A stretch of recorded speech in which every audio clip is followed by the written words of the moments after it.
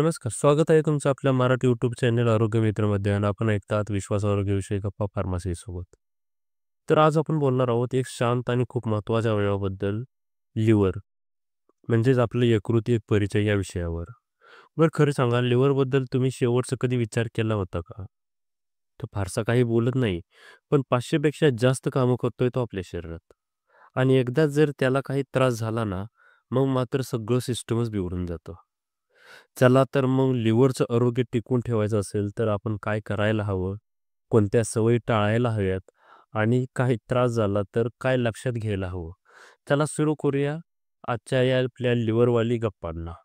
जाणून घेऊया लिव्हरची कार्यप्रणाली. लिव्हर म्हणजे एकतर आपल्या बॉडीचे केमिकल फॅक्टरी.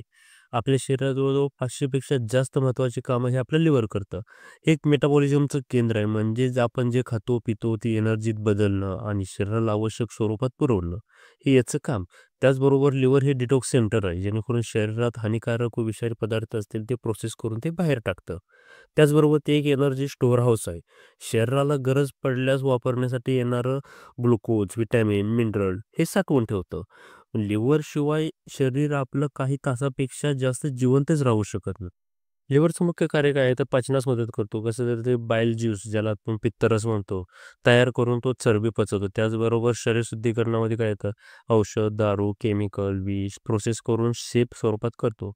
तर ग्लुकोज, व्हिटॅमिन्स, आयर्न हे साठवून ठेवण्यास मदत करतं. त्याचबरोबर प्रोटीन निर्मिती म्हणजे रक्त गोठण्यासाठी जो क्लॉटिंग फॅक्टर ते अल्ब्युमिन तो बनवतो. तो रोगप्रतिकारक शक्तीही वाढवण्यास प्रयत्न करतो.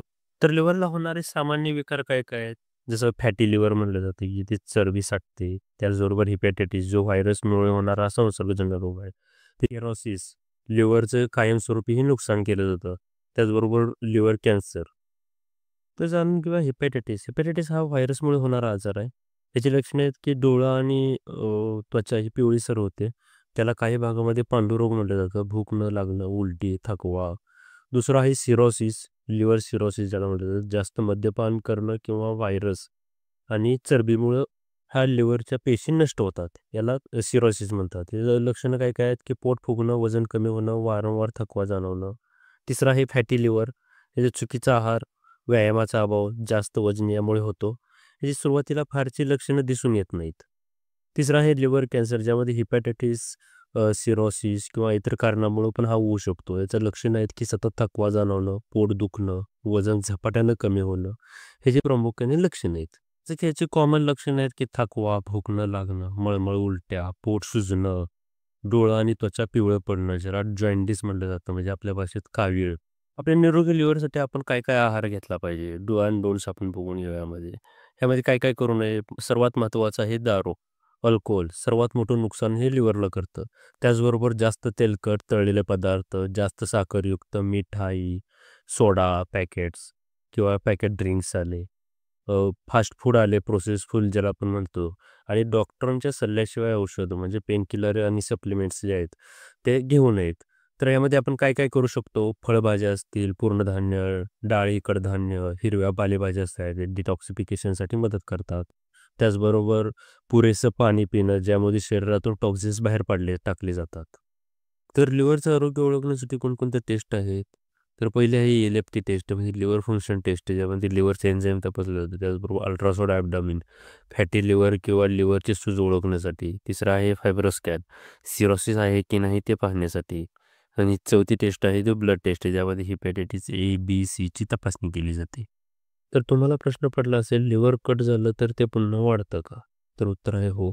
लिव्हर शरीरातील एक असा अवयव आहे जो स्वतः पुनरुत्पादन म्हणजे रिजनरेशन करू शकतो. म्हणजेच लिव्हरचा काही भाग जर कापला उदाहरण म्हणजेच ऑपरेशननं काढला, तर उरलेला भाग हा पुन्हा पूर्वाकारात येतो. पण हे तेव्हाच शक्य असतं जेव्हा शरीराचं नुकसान फार जादा झालेलं नसतं म्हणजे आणि शरीर हे निरोगी असतं.